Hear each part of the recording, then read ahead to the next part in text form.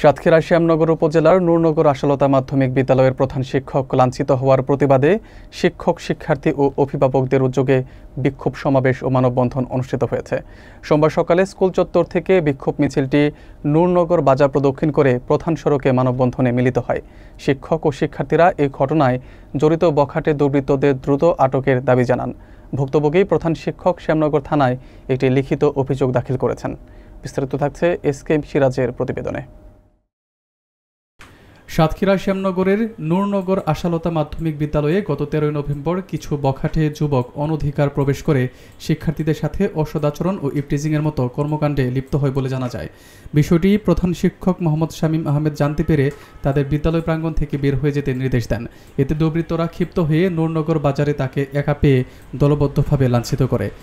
স্থানীয় বাসিন্দারা ঘটনাটি টের পেয়ে এগিয়ে এলে হামলাকারীরা সরে পরে আহত প্রধান শিক্ষককে স্থানীয়রা উদ্ধার করে শ্যামনগর হাসপাতালে ভর্তি করেন।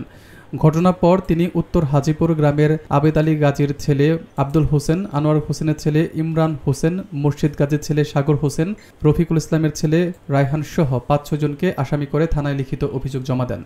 এই ঘটনার প্রতিবাদে সোমবার সকালে শিক্ষক শিক্ষার্থী ও অভিভাবকদের উদ্যোগে বিক্ষোভ মিছিল বের হয়। মিছিলটি স্কুল চত্বর থেকে শুরু হয়ে নূরনগর বাজারের বিভিন্ন সড়ক প্রদক্ষিণ শেষে স্কুলের সামনে মানববন্ধনে রূপ নেয়।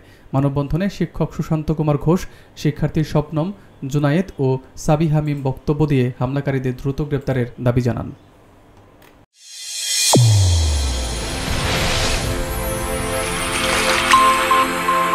চ্যানেল A1 হৃদয়ের স্পন্দন।